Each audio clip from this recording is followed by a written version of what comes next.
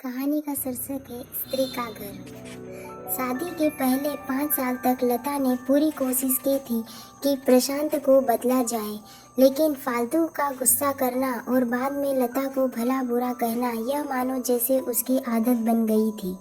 कोई भी वाद विवाद होता तो प्रशांत सीधा लता को बोल देता, अगर मैं तुम्हें अच्छा नहीं लगता तो क्यों नहीं चली जाती अपने मायके, क्यों रहती हो मेरे साथ। तुम्हें कितनी बार बताया है, मेरे तैयार होने से पहले मेरा नाश्ता तैयार हो जाना चाहिए। शादी के 25 सालों बाद भी मुझे क्यों बार बार एक ही बात बतानी पड़ती है लता। तुम्हें क्या है, तुम तो आराम से घर पर रहोगी, मुझे काम पर जाना पड़ता है। तुम हो कि हमेशा बेवकूफ़ी जैसी हरकतें करती हो। अगर तुम यह जानबूझकर करती हो तो याद रखना, मुझसे बुरा कोई नहीं होगा। आज भी प्रशांत का पारा चढ़ा हुआ था। इन कटु शब्दों में अपना गुस्सा उतारते हुए, गीला तौलिया कुर्सी पर फेंकते हुए प्रशांत गुस्से से लता की तरफ देखने लगा। लता के लिए प्रशांत का यह बेवजह का गुस्सा कोई नई बात नहीं थी। वह महीने में 3-4 बार ऐसे ही लता पर बरस पड़ता था। पहले पहले लता उसका विरोध किया करती थी, लेकिन जब कई सालों तक प्रशांत में कोई बदलाव नहीं दिखा तो लता ने खुद को ही बदल दिया। अब प्रशांत के कुछ भी कहने से लता को कोई फर्क नहीं पड़ता था। प्रशांत की हर बात वो चुपचाप से नीचे झुकाए सुन लेती थी। शादी के पहले 5 साल तक लता ने पूरी कोशिश की थी कि प्रशांत को बदला जाए, लेकिन फालतू का गुस्सा करना और बाद में लता को भला बुरा कहना यह मानो जैसे उसकी आदत बन गई थी। कोई भी वाद विवाद होता तो प्रशांत सीधा लता को बोल देता, अगर मैं तुम्हें अच्छा नहीं लगता तो क्यों नहीं चली जाती अपने मायके, क्यों रहती हो मेरे साथ। इतना सब कुछ होने के बावजूद लता प्रशांत के साथ रहती थी, क्योंकि उसे अपने बेटे की फिक्र थी और वह जाती भी तो कहाँ, अपने बूढ़े हो चुके माँ बाप को इस उम्र में परेशान करना वह नहीं चाहती थी। समाज और लोग क्या कहेंगे यह भी तो उसे देखना था। वह इतनी पढ़ी लिखी भी तो नहीं थी कि खुद जाकर कोई नौकरी कर सके और अपना और अपनी बेटी का पालन पोषण कर सके।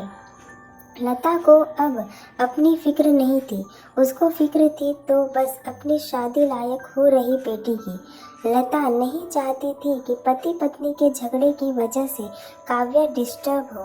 काव्या की पढ़ाई पूरी हो चुकी थी, उसके लिए अब शादी के रिश्ते आने लगे थे। कई रिश्तों को काव्या ठुकरा चुकी थी। 2-3 महीने बाद एक अच्छा रिश्ता आया। रिश्तेदारों और पहचान के लोगों ने भी लड़के के बहुत गुणगान किए थे। प्रशांत एक शाम अपनी बेटी के पास बैठकर उसे बताने लगा, काव्या बहुत अच्छा लड़का है, पढ़ा लिखा है, बड़ा घर है, बहुत अच्छी नौकरी है। ऐसे रिश्ते बार बार नहीं आते बेटा, इस बार मना मत करना। काव्या अपने पिता से ज़्यादा बात नहीं करती थी, शायद डरती थी या शायद नफरत करती थी, लेकिन आज वो अपनी पूरी हिम्मत इकट्ठा कर बोली, मुझे अभी शादी नहीं करना है पापा, मैं नौकरी करना चाहती हूँ, खुद अपने पैरों पर खड़ी होना चाहती हूँ। हाँ तो उसमें क्या बड़ी बात है, मैंने लड़के से बात की है, वह तुम्हें किसी बात के लिए नहीं रोकेगा। तुम शादी के बाद भी नौकरी कर सकती हो, वह तुम्हें नौकरी के लिए परमिशन दे देगा। प्रशांत बोला, मेरा नौकरी करना या ना करना उसकी परमिशन पर क्यों डिपेंड रहेगा पापा। काव्या ने पूछा, मैं कह रहा हूँ ना, तुम्हें किसी भी चीज़ की कमी नहीं होगी वहाँ। ऐसे रिश्ते बार बार नहीं आते, इसे ठुकरा मत, बहुत खुश रहोगी तुम वहाँ। प्रशांत बोला, पापा क्या मैं उतनी ही खुश रहूँगी जितनी मम्मी इस घर में खुश है। काव्या ने तंज कसते हुए कहा, आज तुम्हारी जुबान कुछ ज़्यादा नहीं चल रही। प्रशांत गुस्से से आंखें बड़ी करते हुए बोला, पापा, मुझे शादी ही नहीं करनी है, क्योंकि शादी के बाद अगर वह लड़का आपके जैसा निकला तो मैं क्या करूँगी। मुझे आपके जैसा जीवन साथी नहीं चाहिए जो बिना बात के मुझ पर हमेशा चिल्लाए। मुझे कुछ भी अपनी पसंद का लेना हो तो 10 बार सोचना पड़े, कहीं वह नाराज ना हो जाए। मेरी तबीयत कैसी भी हो उसे परवाह ना हो, रोटी थोड़ी सी मोटी बन जाए तो घर सर पर उठा ले, उसकी चेक बुक ना मिले तो भी मेरा ही दोस्त निकाले, और हर छोटी मोटी बात पर मुझे मायके जाने के लिए कहे। काव्या ने अपना दिल खाली करते हुए पापा से सब कह दिया। प्रशांत का गुस्सा 7वें आसमान पर था, लेकिन उसके मुंह से एक भी शब्द नहीं फूट रहा था। वो काव्या की बातें सुन रहा था। काव्या उतना ही बोलकर चुप नहीं हुई। आज पहली बार वह अपने पापा के सामने इतना कुछ बोल रही थी। पापा, आपने माँ के साथ हमेशा गलत व्यवहार किया है।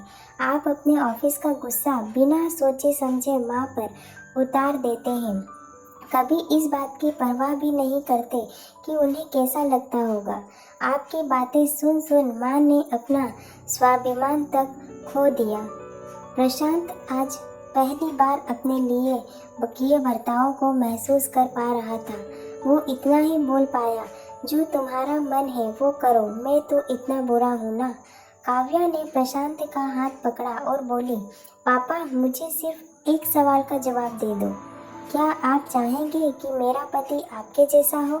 अगर आपका जवाब हाँ है तो कर दीजिए मेरा रिश्ता आज ही, और ना है तो मुझे आत्मनिर्भर बनने दीजिए। प्रशांत कुछ भी ना बोल पाया और वहाँ से चुपचाप बाहर चला गया। आज उसे लता के सामने जाने में शर्म आ रही थी। चलते चलते उसकी आंखों से आंसू बह रहे थे। प्रशांत ने आज से अपने आप को बदलने का निश्चय किया। अगले दिन से लता ने अपने पति में काफ़ी बदलाव देखा। वह सोचने लगी कि जो हिम्मत काव्या ने दिखाई है, वह हिम्मत अगर मैं पहले ही दिखा देती तो शायद आज परिस्थिति कुछ और होती। अब काव्या पढ़ लिख कर अच्छी नौकरी करने लगी थी और 3 साल बाद उसके लिए एक अच्छा रिश्ता आया, और उसकी विदाई पर प्रशांत बोला, बेटा, तू हमेशा खुश रहेगी, क्योंकि तेरा पति तेरे बाप जैसा नहीं है। प्रशांत की यह बात सुनकर लता और काव्या की आंखों से आंसू बहने लगे। दोस्तों, हमारे समाज में औरतों को भले ही देवी का दर्जा दिया जाता है, लेकिन वह स्वतंत्रता नहीं दी जाती जो उन्हें देनी चाहिए। उन्हें बचपन से ही बताया जाता है कि वह पराया धन है। स्कूल से आने में देर हो जाए तो पिटाई मिलती है। मोबाइल पर बातें करते हुए दिख जाए या खिड़की से झांकते हुए दिख जाए तो शक किया जाता है। माँ बाप का घर तुम्हारा नहीं है, पति का घर ही तुम्हारा है। जीवन भर यह बातें बता बता कर उन्हें ससुराल भेज दिया जाता है, और एक दिन किसी छोटे मोटे झगड़े में ससुराल वालों से उन्हें सुनना पड़ता है कि इस घर को छोड़कर मायके चले जाओ। अब आप ही बताओ दोस्तों, ऐसी स्त्रियों का सच्चा घर कौन सा है? आखिरकार वह किस घर को अपना कहे? हमेशा की तरह पूरी कहानी पढ़ने के लिए धन्यवाद दोस्तों। उम्मीद है आपको ये कहानी आपके दिल को छू गई होगी। Thank you so much for watching. Subscribe my channel.